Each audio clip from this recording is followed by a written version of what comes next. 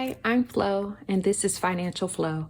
I'm here to inspire and be inspired in all things money. A little bit about me: I'm a cancer survivor.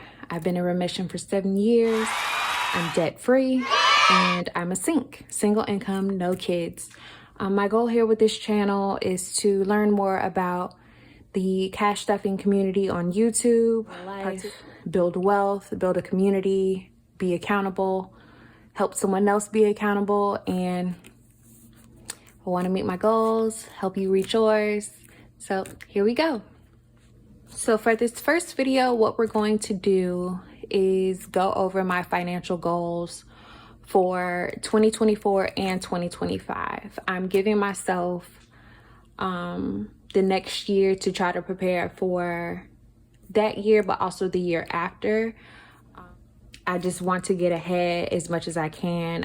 I've been inspired by several cash stuffers on YouTube that get a month ahead or get several months ahead. I want to make sure I have my emergency fund at 6 to 12 months. I have already started working towards these goals, but as I put out more videos, you'll see where I stand and where I've landed. So my first section that I've set up for myself is my money section. And here, these are anything that's just related to money, which would be my credit card annual fee, which I'm debating about closing just for the simple fact that there is an annual fee. I signed up and got the bonus, which I've used towards Christmas, but I'm considering closing it just to not have to take this much money out of my budget every year. So my goal is to save $1,390 towards this goal. My next goal would just be savings. I don't have a number here because I don't want to limit myself. I don't just have a set goal. I want to save all the money. But that is something that, apart from everything else, which will be majority sinking funds, this is something that I want to make a habit and continue to do and to contribute funds to. So my next section is home. These are all things related to my living situation, which is rent, renter's insurance, electric bill, internet bill, phone, and moving costs. I have moving here because hopefully I will be able to move in the next year.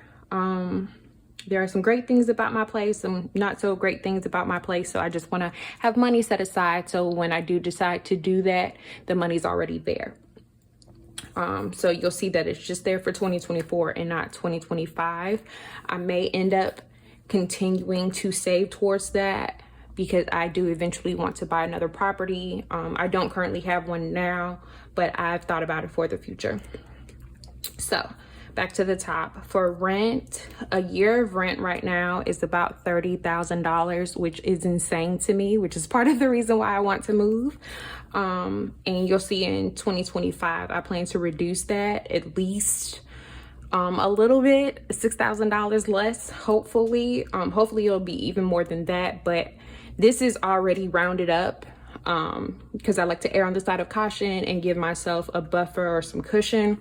So that's $30,000 for 2024, $24,000 for 2025. And then you can see the other amounts. These are rounded up from what I'm paying now: $200, $1,500, $1,000, $500. And I'm not sure how much that will change in the future, so I'm just keeping those numbers for 2025. And here are the totals.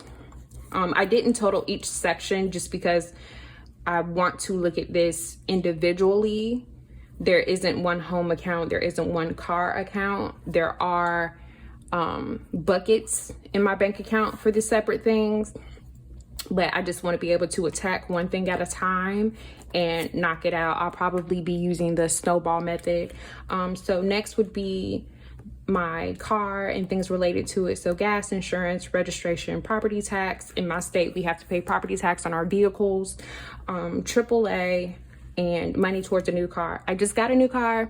Mine was totaled, so I had to get another car, but I want to start saving towards any future vehicles, just so I don't have to finance one when the time comes. I plan to keep mine for a very long time, But in the future, I want the money already sitting there. I don't want to have to need the car and then think about saving for the car at that time. So for gas, I only spend maybe $50 a month. So I'm trying to stick within that budget and keep that going. My insurance, like I said, I was hit in an accident, so my insurance went up a little bit. So hopefully that will reduce, but erring on the side of caution, I'm keeping that for the next 2 years. Registration, I have multi-year registration, so I'm just setting aside money for when that comes due again. Property tax, I'm not sure how much that will be, so I rounded up from what I've paid in the past, and I just want to have that sitting aside when that comes out. AAA, again, rounding up. In a new car, just a nice round number towards a car, saving that much each year. So at the end of 2 years, I had $20,000 saved. This is just the start of the savings towards any future vehicles I might want. So for body and beauty, I have my medical bills, getting my nails done. This I usually pay cash, so I would go to the ATM at the salon, but I'm trying to minimize doing that even though my bank reimburses me for fees.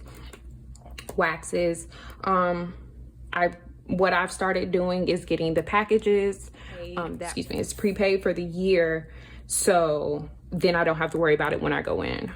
So just set aside money for that. Skincare, massages, so I've started getting facials. After the accident, massages really helped with the aches and pains, so that's something that I do enjoy and I like to invest in for myself.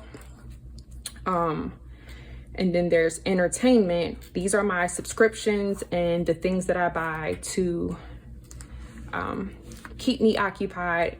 And it's funny because most of these things I watch on my phone or my tablet. I don't really watch a ton of TV. And one of the main things are books. You'll see there's a spot here for physical books and ebooks, and then Kindle Unlimited. My goal is to read 50 books every year, and I generally read at a minimum 20 on a bad year. So books are very important. I like my anime. As you can see here, I just bought some new notebooks with Spy Family. Anya's my favorite. And I have Patreon for a couple of comedians I like. Crunchyroll for my anime. Netflix, I've been watching a lot of K-dramas. I already mentioned books. Music and games. I like games on my phone and my iPad, but I try not to spend too much money on it. So I've given myself $10 a month towards games. So those are the goals that I'm saving towards. Again, most of these are sinking funds. I think everything but just my regular savings, everything else is a sinking fund. It's going somewhere in the future. And again, I didn't want to limit myself, so I didn't put a number there, but my goal is to just go through and check off all of these amounts for 2024, and then go through and check out all of these amounts for 2025. And then everything else, while that's earning interest, everything else is just going to be put in my savings. So that's what I'm working towards for 2024 and 2025. As you see, the totals are pretty large for a lot of these, and then we have these really small totals, like for a Patreon. I might knock those out first for both years and just have that money sitting there because I pay it annually, so I can earn a little bit of interest on that by doing it that way. So those are just a couple of things that I'm working towards. And if you want to know how I plan to achieve that, the first thing is just to increase my income.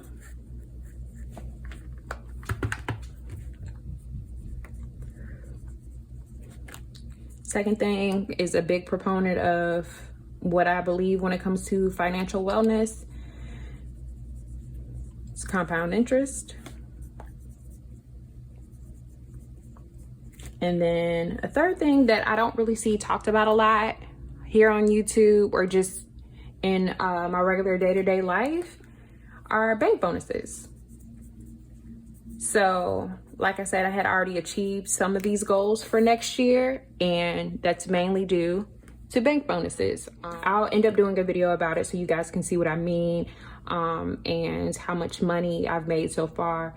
In the last 3 months, I've made $900 just in bank bonuses. So it is something that I encourage if you're able.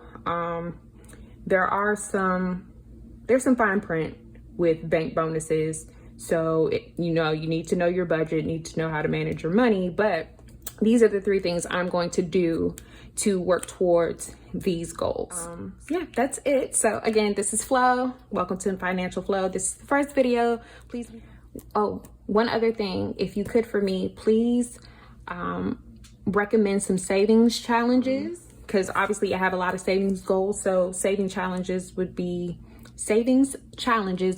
a fun way to keep me motivated while I do this. I'm generally going to employ the snowball method. So any savings challenges for low numbers, those would be great. That way it'll give me a fun way to knock those out as I move to bigger amounts here that are going to be, a bit of a scale to get to, but we're going to try. Yeah, we're going to try. That's all I can do, right? Okay. I'm new to the savings challenge and cash stuffing world. I'm more of a hybrid digital. Don't really plan on having envelopes and binders and things like that, but I do track my finances with pen and paper, and I do have sinking funds and goals that I'm working toward. Any savings challenges, any motivating, inspirational channels related to money and finances, I'm open. And now I'm rambling. Okay. You guys, thanks for your time. Thank you for your consideration. Thank you for listening, and bye.